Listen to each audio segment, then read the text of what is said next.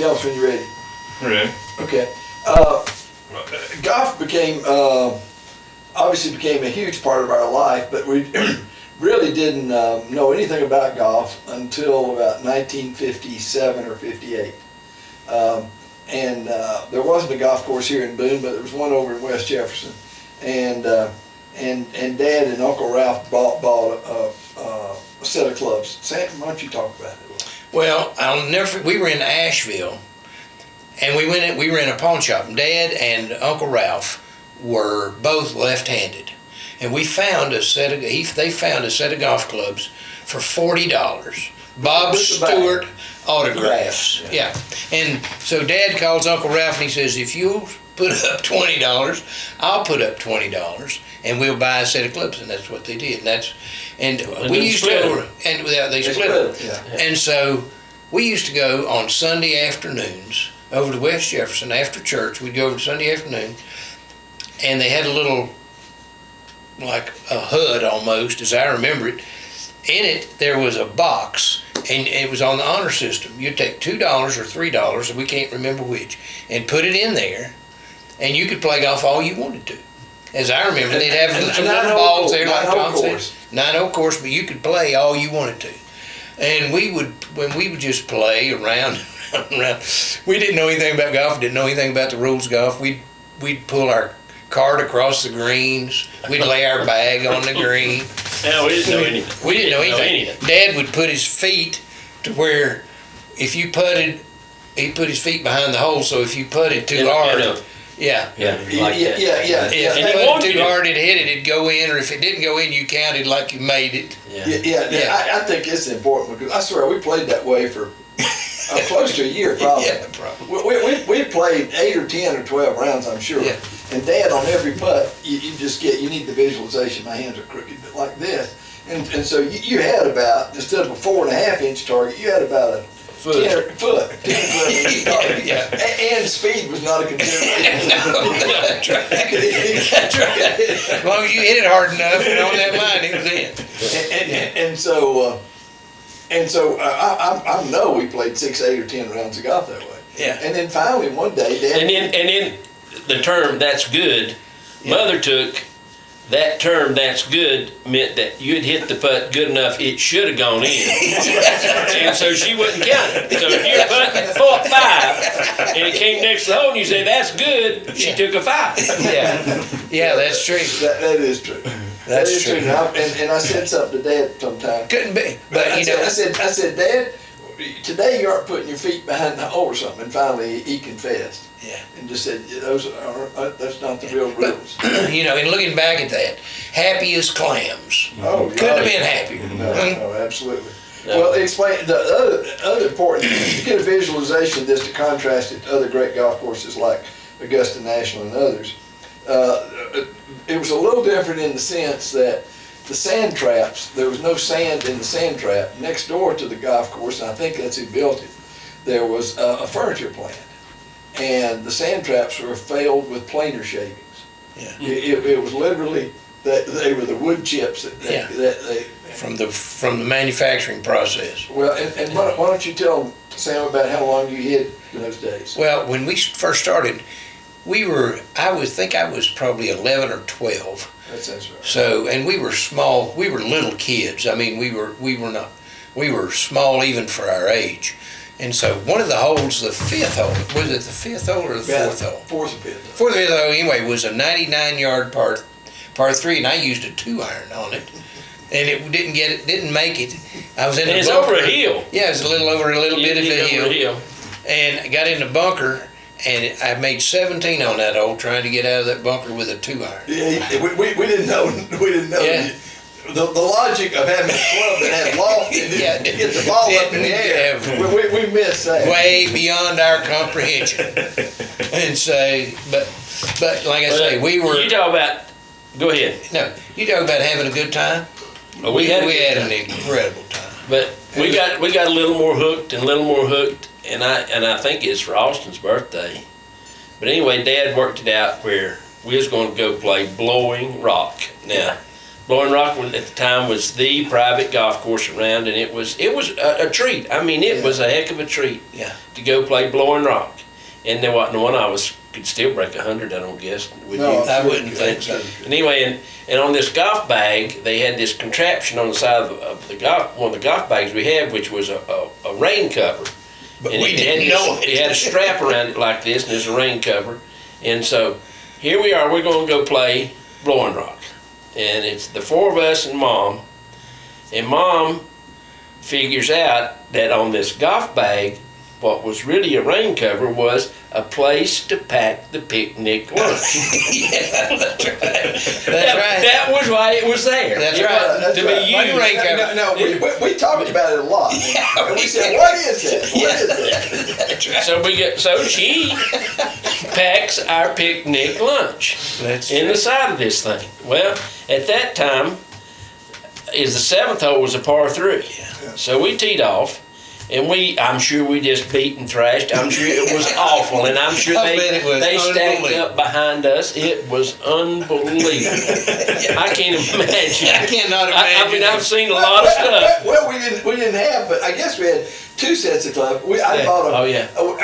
Dad did buy the right-handers. We got a Maryland Smith ladies Yeah. used set. I think it cost more than that, $50 or $60. Yeah. And so we had. I was using Dad's clubs. He's We using played out of Dad's clubs, and Tom and I were using the right-handed ladies clubs. Yeah.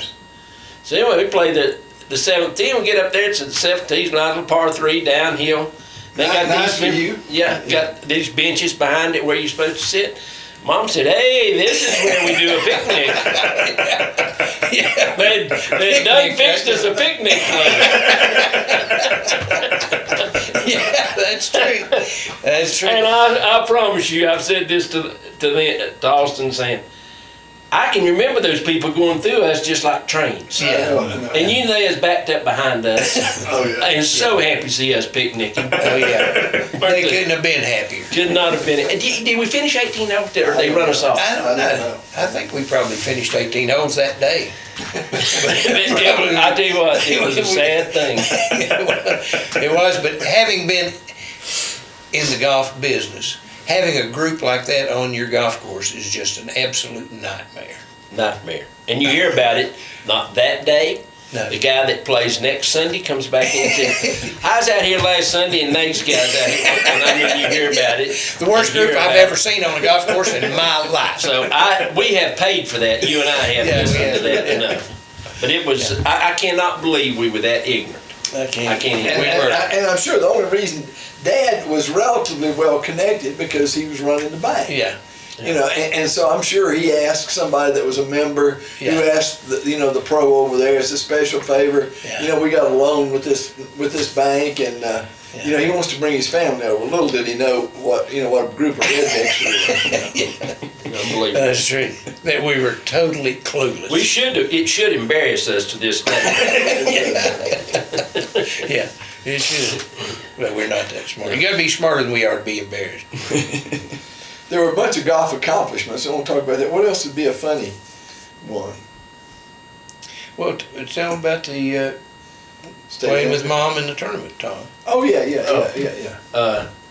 At that time, we had a tournament that was a fundraiser for our golf coach, Francis Hoover, who was all 3 of ours golf coach, and we had good golf teams back then. But anyway, this is a fundraiser, and so they would have for the golf tournament, and I guess I had played Boone Golf Club, and so I've graduated from college, started playing Boone Golf Club in 58, and this had to be 70, Yeah. 2 or 3. So, I mean, I played Boone Golf Club a whole lot. And anyway, Mom's my partner in this tournament to raise funds for the golf team. And my mother was some competitor. She was a sweet little lady, but she wanted to win. Anyway, we got this hole at the 4th hole, and they had this, you teed off across water, and then the green set up there right beside the water, and the water was right at the green. And so I hit it down through there, and so I hadn't probably got 80 or 90 yards into the green. And so Mom's sitting in the cart, and she goes, Tom, what you hitting? I go, I'm on a wedge, Mom. She was quiet a minute, and she says, Tom, You know there's water in front of that green. I hadn't played it but 1,000 times. But in her mind, that wedge might not be enough. She couldn't hit a wedge there, so she assumed you could. Huh? Tom, you know there's water in front of that. She wanted to win. She did. No, she's competitive, that's for sure. She used to outdrive Dad. Dad would drive with a 2-iron and couldn't hit it very far, and Mom could outdrive him, couldn't she? Yeah, she could drive it. Couldn't putt. She couldn't putt, she couldn't see. She did not want to cheat you. She had a little thing on her hand. It kept her. And every time you hit it, it was made, so every time you hit a shot, you clicked it. And then you'd go and you'd click it again like that. Well, she'd get up on the green, she hadn't clicked it, and she'd go. Yeah. And then sometimes I think she'd just give it another one. I don't cheat anybody. That's true. But now, Dad wasn't a competitor on the golf course, but my mother, when Yes, you she were was. on her team, she wanted to win. And she won a lot. She She did. did. Yeah, she took great pride in being invited by women who were more money and means and stature that belonged to Hound Ears or Blowing Rock or something. And she did a nice job cultivating friendships. And so she'd get invited to member guests, and she won several. Yeah. But she took them seriously. She'd go practice like 2 or 3 days in advance. Yeah. She made a hole-in-one at Age 76.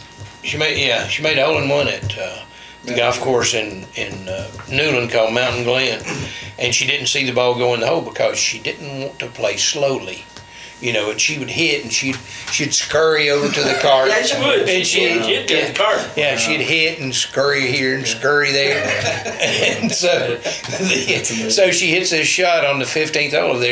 She was using a 5-wood as I remember, so it was probably 140 yards or something because she could hit a 5-wood about that far. Yeah. And so she scurries over to the cart and they go, "Hey, Daisy, that went in." And she goes, "Did that go in the water?" And they said, "No, it went in the hole." Yeah. I have to tell one on Sam. Sam and I were playing, I think, with Ronnie Hunt. But anyway, we were young and we always carried our bag and stuff. And you always had this old nasty towel that you cleaned your irons with on your towel. Oh, that you carried your clubs. That's what the big boys did. They had a towel, so we had a towel. Sam and I were playing the 14th hole at Boone. And so Sam hits this tee shot, and he's standing there, and he's holding his finish like this, watching out through there where it goes. Well, I go behind him, and I tee my ball up, getting ready to hit it, and Sam's ball hooked in the rough, and he went, wham! Yeah. And it's going to hit the ground with his club when he hit my head.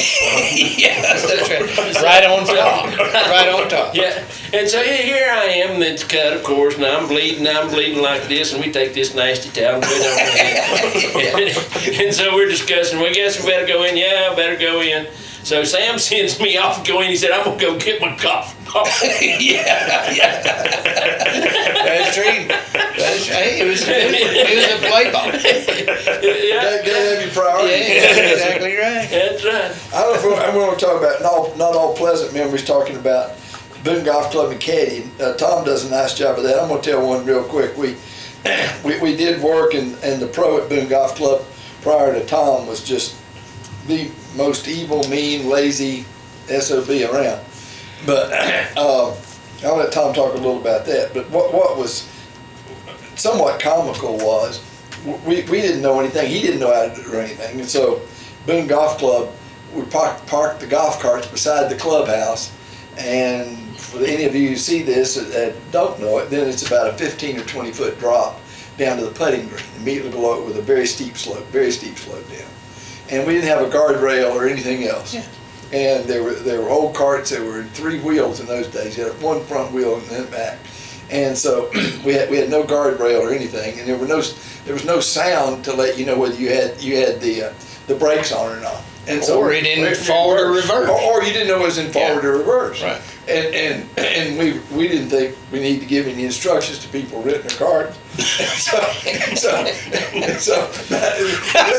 least twice a month, people would go out there, get in the golf cart, It's still in reverse. Still in reverse. They thought it was in forward, and they'd push it, and the cart would start tumbling down, Yeah. flipping over, going. Yeah. I mean, that could get really hurt too. Yeah. Yeah. Yeah. Oh, we had people injured, but in those days, it shows you what a crazy world. In those days, we never paid for anybody going to the hospital. No. We might have apologized or called them stupid. I don't know what we Maybe. maybe, but Yeah. I mean, it was just a different world. Yeah. People couldn't read whether it was backwards or forward. That wasn't our Well, and you know, it wasn't such a litigious society either. Oh, absolutely. Everybody didn't sue everybody.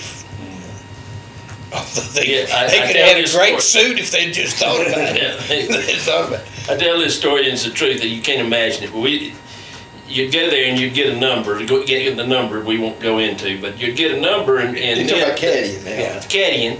And if you were number one, that was the first caddy out that day, and so they'd call out number one in this tunnel that didn't have a light in it. And that, when I Nor say a tunnel- oxygen. I mean, what I'm saying is the tunnel. It was on the back of a building, and the only light came from an opening over there on one side. Right. And they had a bench, and you sat there on this bench, and you waited for them to call out your number. I mean, you weren't anyway. And developed tuberculosis. Yeah.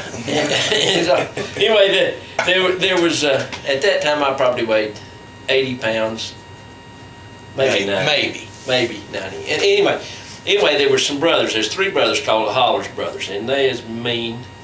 Matter of fact, I think one of them ended up in prison. One of them got killed. But I mean, they were really not. They were mean. They were pretty tough people. And so anyway, you'd sit in this place, in just kind of a dim place where you couldn't see. And like Sam said, the air didn't move or anything. You just sat Very, there. very dank and Yeah. wet. Yeah. Yeah. And so anyway, these guys would figure out ways to pass the time, so they'd go whack and hit you in the shoulder and say, pass it on. And so this one particular time, I was sitting there, I had a Hollers on either side of me.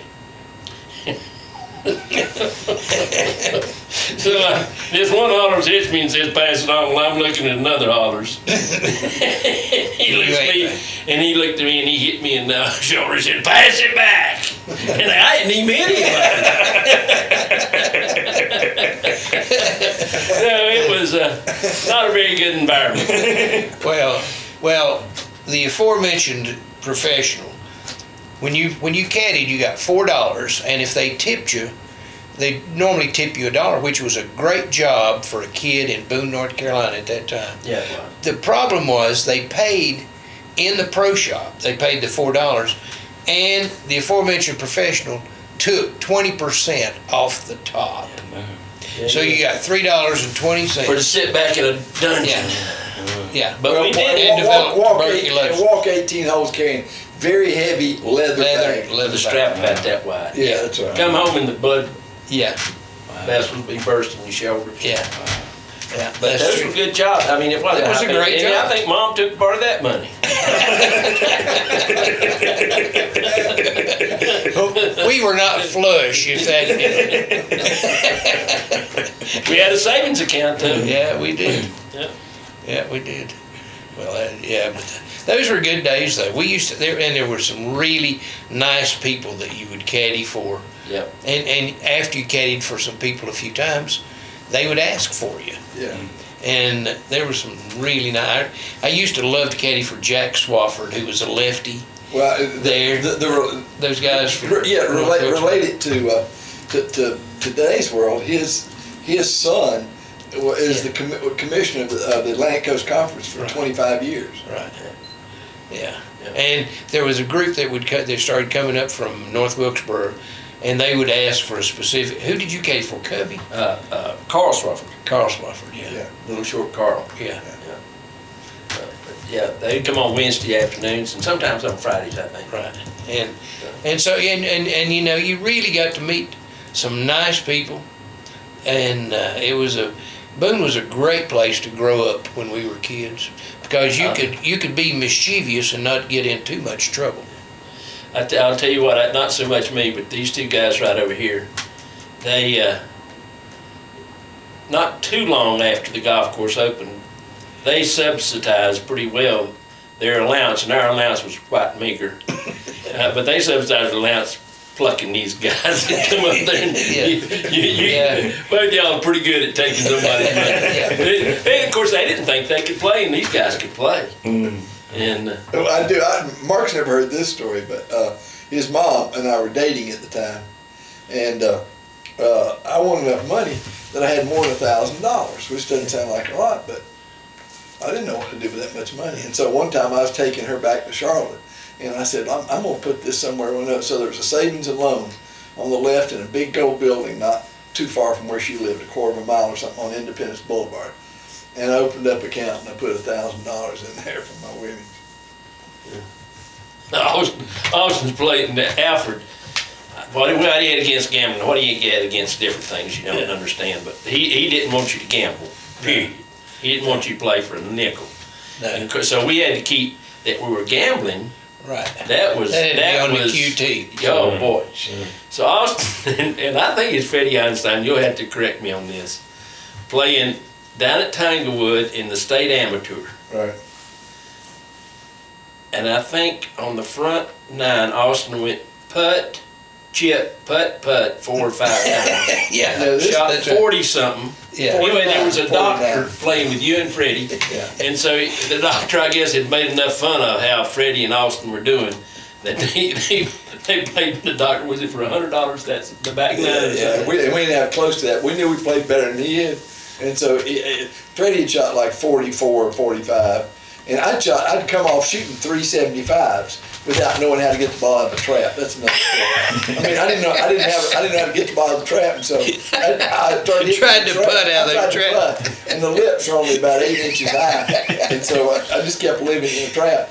And that is stranger than truth, but these guys witnessed it. And so this doctor had money. Just said, well, let's play for some money back now. Because all three of you were out of the. Yeah, we had no chance of winning the tournament anyway. And so I think Freddie was, he was bolder than I am. He liked to gamble. He didn't like to gamble. He said, "We'll play for anything you want." And the guy says, "Well, what?" So, "We'll pay for $100." And we couldn't even spell it.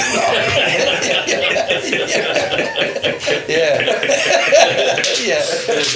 But you knew you could beat him. We beat him to death. Then I forgot how Austin. I remember I knew what was going on there, and I forgot how Austin got paid without Dad seeing him getting paid. Yeah, I forgot he had to come up with that was the something. biggest challenge. Yeah. No. Dad would have given it back to him or Yeah. taken it himself. I don't know what he'd done, but I never have understood. He just had this real negativity about gambling. Austin lived in Greenville, Tennessee for a while, and it belonged to a private club over there, and there were a bunch of guys over there that loved to gamble. I mean, loved to gamble. Time. Yeah. And we'd go over there, and they would always overestimate their abilities and underestimate your abilities, which is the ideal situation if you're gambling.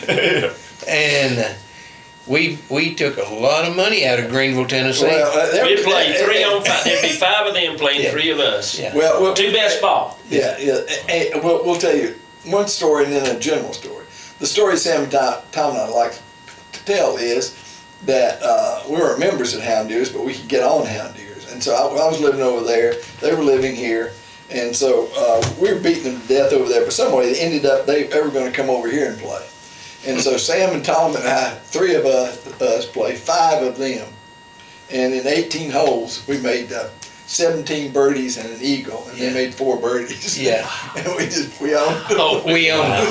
We owned them. And Hicks and they wouldn't back down. no, they wouldn't back down. And we'd go back over and play them.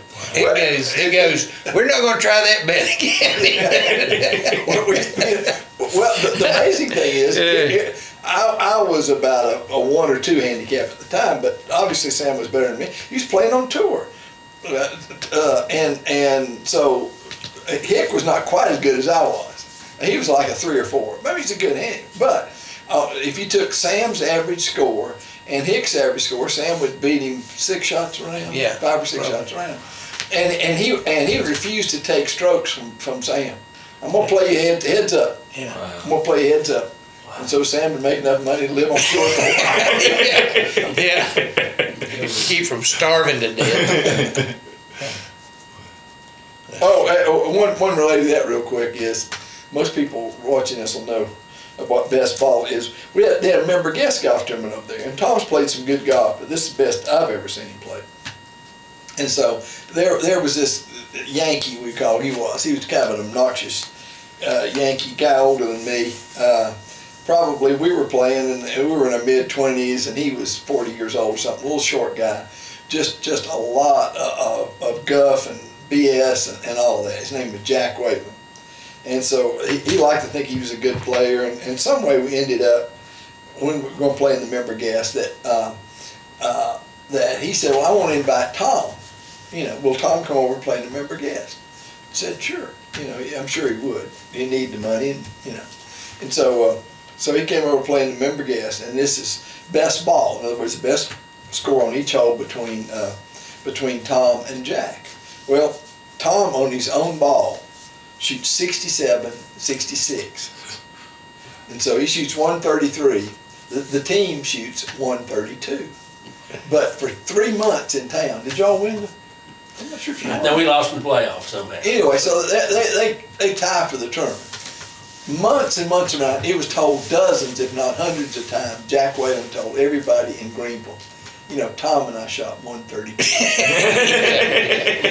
Yeah. He failed to say that on 36 holes, he helped one hole. Yeah. One hole, one stroke.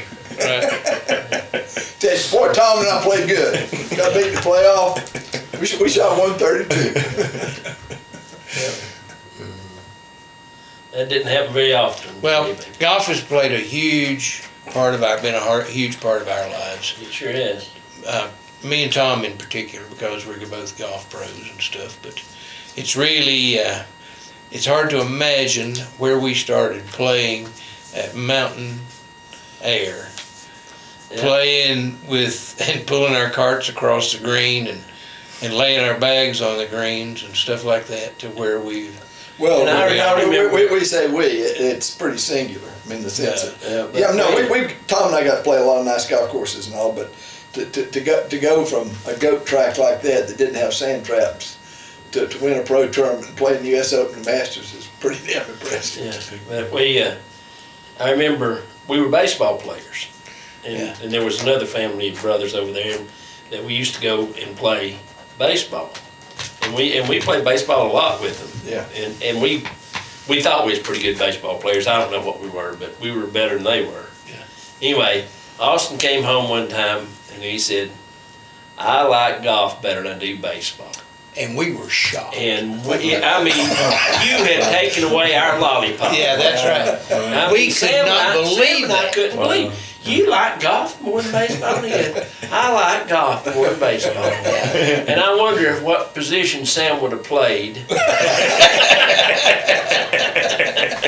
We require somebody pretty short and kind of slow. Kind of slow. Can't